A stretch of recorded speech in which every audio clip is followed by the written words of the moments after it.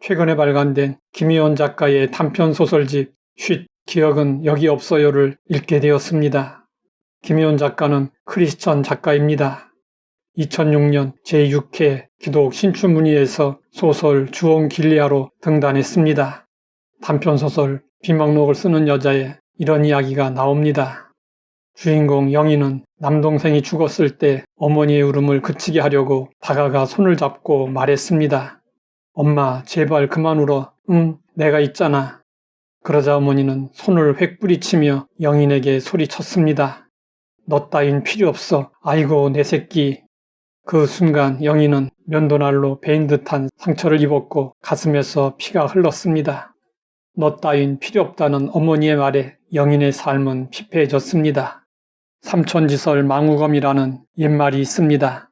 새치혀가 칼보다 더 날카롭다는 뜻입니다. 무심코 던진 말 한마디가 마음에 씻을 수 없는 상처를 입히고 때로는 삶을 망가뜨리기도 합니다. 칼로 베인 상처는 금방 아물지만 말로 베인 상처는 평생 갑니다. 어머니의 말에 마음이 베인 영희는 그 후로 마음이 다치고 감정은 점점 메말라 갔습니다. 영희는 공무원 시험에 합격하여 사무소에서 비망록 접수하는 일을 하며 날마다 컴퓨터 앞에 앉아 사람들의 죽음을 기록했습니다. 영인에게 이 일은 무감각하게 이루어지는 행정적 절차일 뿐이었습니다.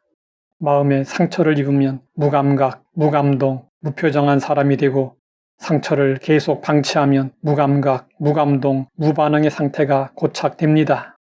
영인이 사무소에서 유족을 대하는 태도는 그 상태를 그대로 보여주었습니다. 터너 증후군을 앓는 은하가 찾아왔습니다. 터너 증후군은 성 염색체 이상으로 성장장애, 외소증, 성적 발달 장애를 일으켜 여성 호르몬이 분비되지 않고 급속히 늙습니다.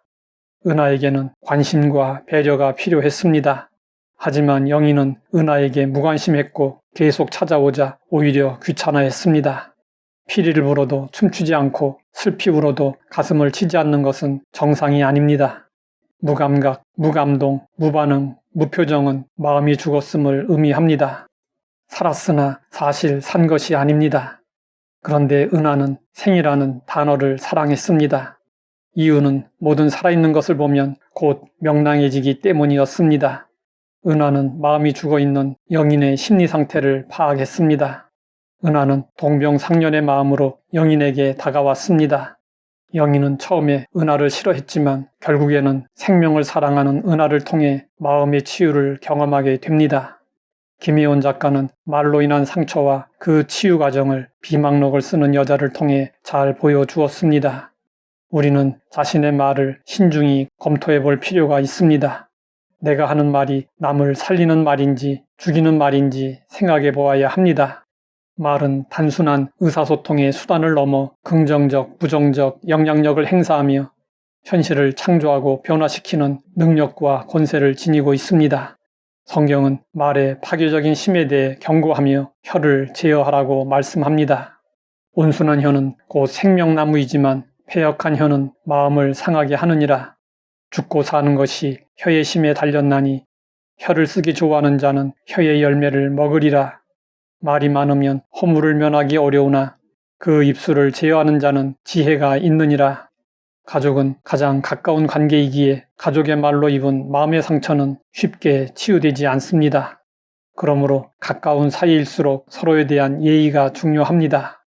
몸이 아프면 정상적으로 일상생활을 할 수 없으므로 치료해야 하듯이 마음이 아파도 역시 정상적으로 생활하기 어려우므로 마음의 상처는 반드시 치유해야 합니다.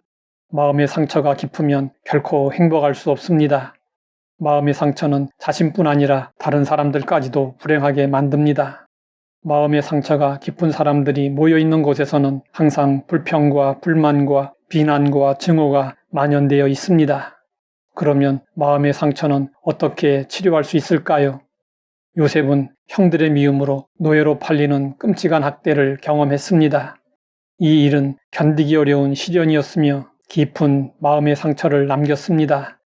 그런데 요셉은 자신에게 일어난 일을 하나님의 섭리 관점으로 해석했습니다.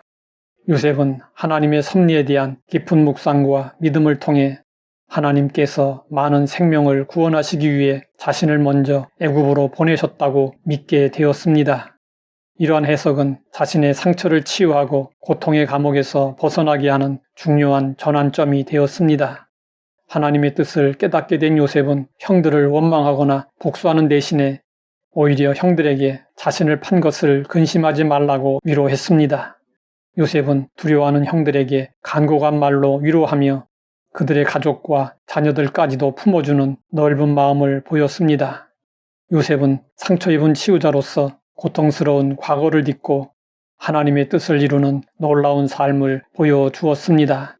이것이 온전히 치유된 모습입니다.